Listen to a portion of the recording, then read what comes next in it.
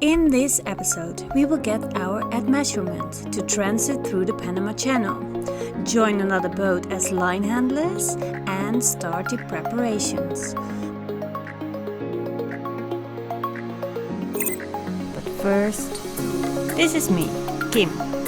There is Bart, and here is Liz, our little explorer. We sold everything to explore these beautiful places with our tiny 33-foot sailboat, Tranquillity.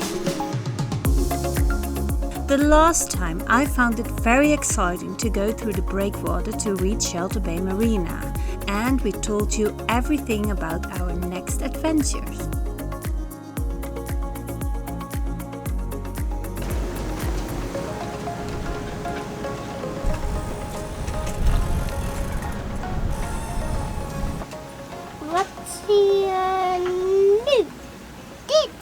What is this? We are in Zeilschool de Veenhoop Marina, and this is I think for most people this is the port you use to cross the Panama Canal. Either you come here from the Pacific side, or you do your preparations here to go from the Atlantic to the Pacific side. And to cross the Panama Channel, there's a number of things you need to do, and one of those things is you need line handlers, 4 of them, which means when your boat goes into the channel on its own, it probably stays in the middle of the locks, and you need 4 lines going to the outside of the locks, because the height is differs a lot. You need to haul in those lines when you move up, or let go of the lines when you move down. So that's why you need people on the side of your boat who control those lines. And it's an important job because the currents are quite big, and these are not the locks that we were used to in the Netherlands. These are locks for container vessels, like really big container vessels. The big one we came in. Yeah, when we came in. And well, not that big one, because we are using the old locks. They're a little bit smaller, but I don't think you'll know the difference. And you might be in those locks with a container vessel, and if he starts his prop, you're in for a ride. I mean, you can drift backwards very fast, so you need to have good line handlers that know what they're doing and keep your boat in the middle of that lock. To know how this all works out, it's possible to come along with another boat who needs a line handler. Because, I mean, we are with Kim, me, and Liz. Liz thinks she is good enough, but she is not a line handler yet. So we need one captain, Kim, a line handler, that's me, and then still 3 other line handlers, because we need 4. So we need people to come aboard as a line handler, but also other boats need those line handlers. So today I am going with another boat through the Panama Canal already. So that's a bit exciting. To experience how it is. Yeah, to experience how it is.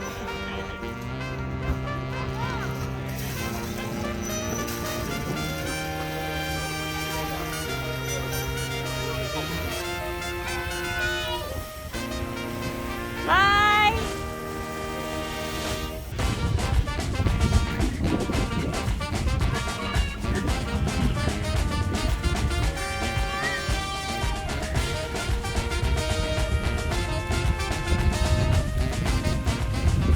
So Bart is having fun on his crossing through the channel.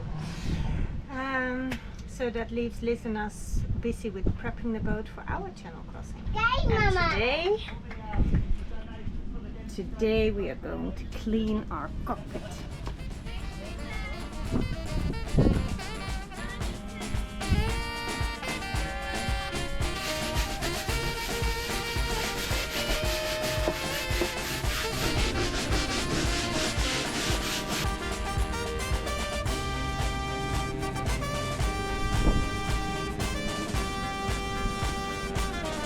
The channel transit can take 1 or 2 days. Bart will have an overnight at the Gatun Lake, and Liz and I have girls' weekend.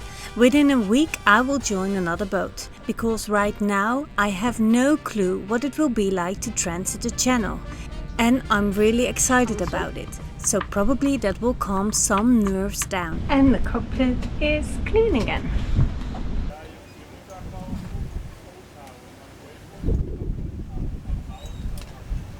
After 2 days, Bart is back and we start our first project. We decided to order a new genoa, an exact copy of the one we have, so we can sail with 2 head sails. A real head scratcher though to figure out the new setup. I just cleaned the boat a little bit because we are getting measured today. For the channel. So there is an inspector or agent coming over and he will measure the boat. Curious how they will do curious how they will do it with a measurement or just guessing. We will see. Between 9 and 1 he can arrive. So we will wait.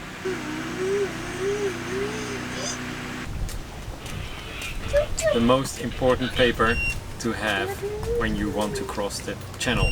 We have it now. We've got our number. We got the Admeasurement, as they call it. That's where the boat is being measured, and you state that you are, well, taking full risk to go through the channel, and that the channel is not in any case to blame or anything. And you state that you have enough lines, fenders, a toilet for the advisor, that you give him a proper meal, that you have bottled water, all those things you need to apply to. And well, we thought that they would come by the boat to actually take the measurements, but I went to this guy, he's very friendly at the restaurant, and he just went through me with all the things and said to me, 25 years in the business, I do the measurements with blindfolded. So it was just, how long is your boat? Do you have any things sticking out? Alright, let's say it's 1 meter extra. So it's so our boat is now measured at 11 meters.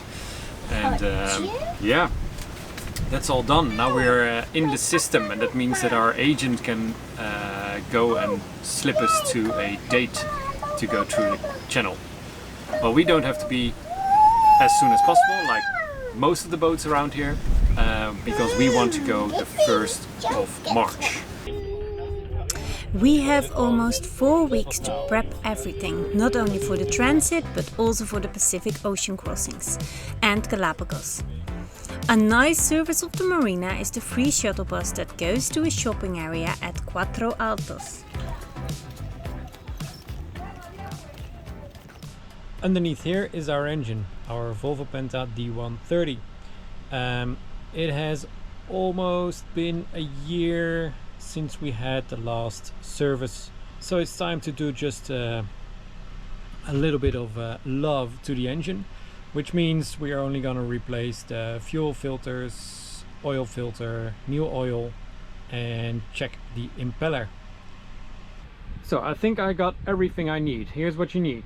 A pump to get the oil out, some fresh new engine oil, a impeller, a fuel filter and a fine fuel filter, an oil filter, a tool to get the oil filter off of the engine, a screwdriver might be in handy, a small one.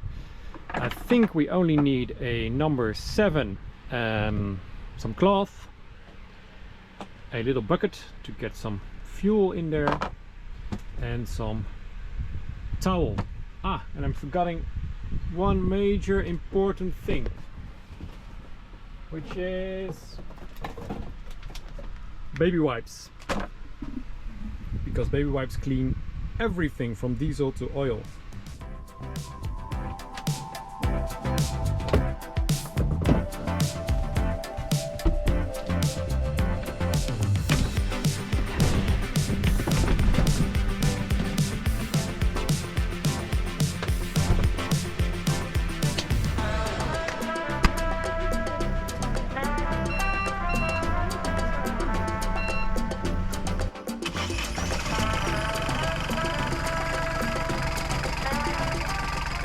there we can put in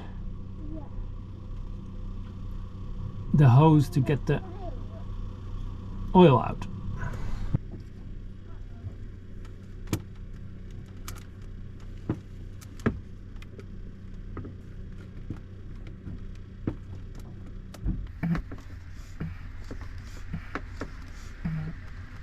And now put a vacuum on it, and there you see oil running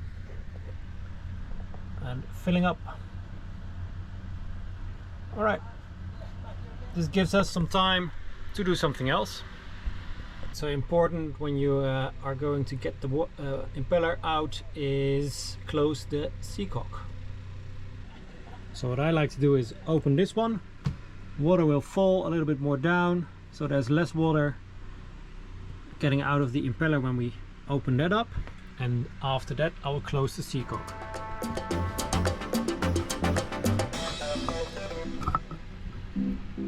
Close the seacock.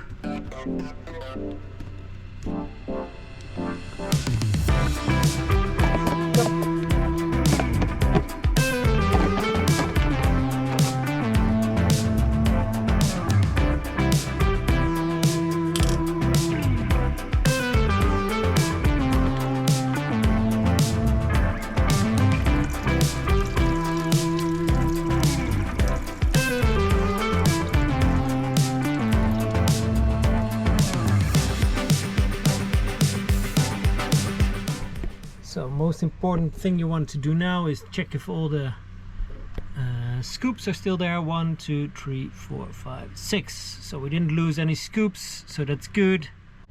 Now you see that the paper seal is all gone, but it doesn't matter because we have a new one in the kit. Now getting this one out is always a tricky one,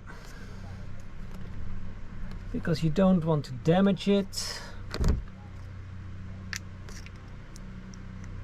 You don't want to damage the house.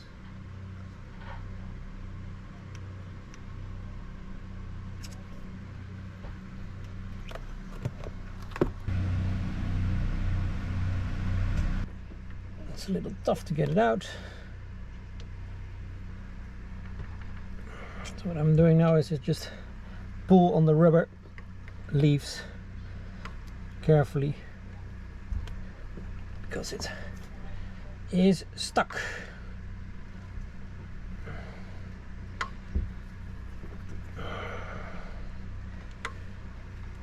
And I don't want to damage the inner side of the housing, then I prefer to ruin the impeller, because we're probably gonna change that one.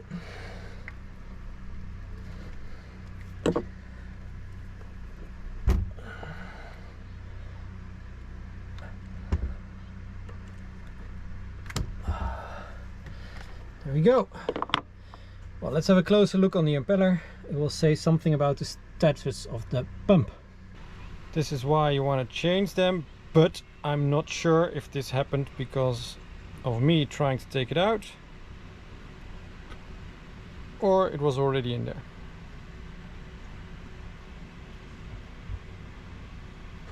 But I mean, it served us for more than 1 year, and they cost like 40 euros, so yeah, just change them.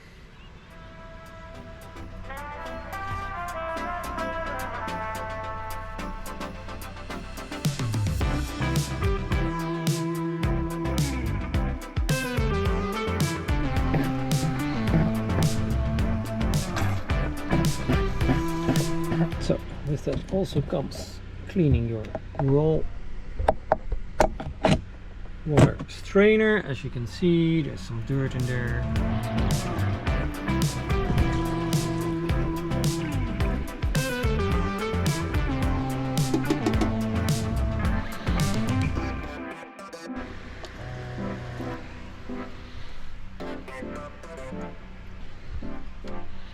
I'm sorry, it was hard to get the fuel filter off, but I got it off. Important to see is if there's any black stuff in here. It's not, so that means our fuel is still clean, so that's good. That's in the fuel. The bottom part.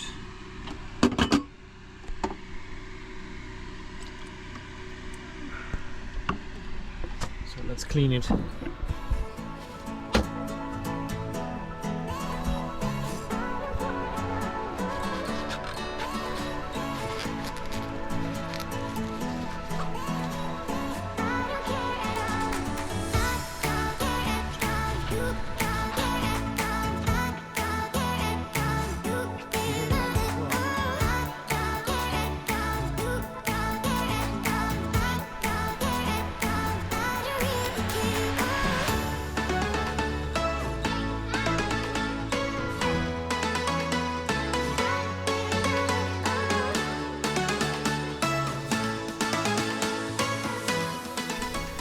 Alright, so new filter, new glass,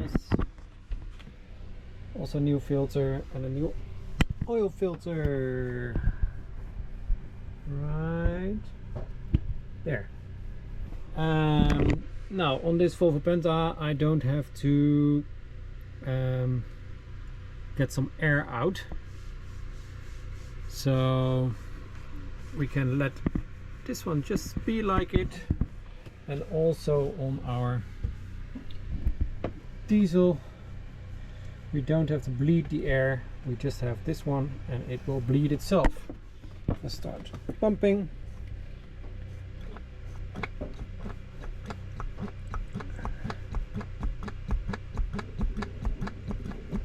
There we go.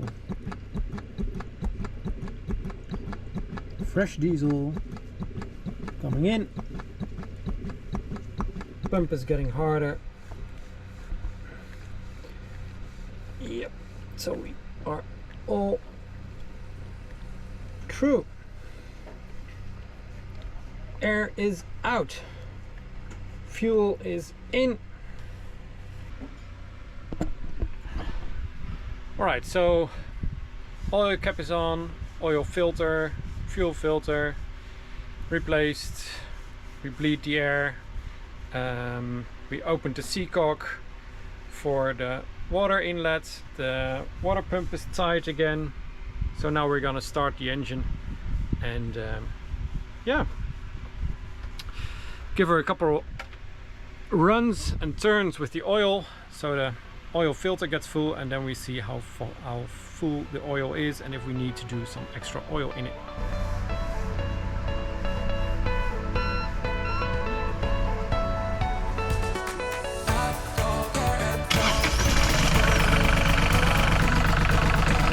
Alright, we see a water flow. We don't see any diesel leakage. We don't see water leakage.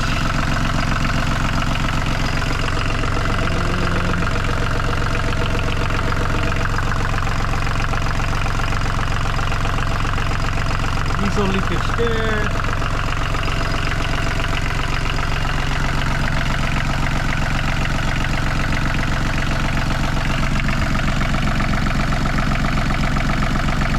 So yeah, it looks good. In the next episode, we will get above ground again. Well, this was it. If you have any questions, please let us know. And for now, goodbye and thank you very much for watching. Fair winds to you all.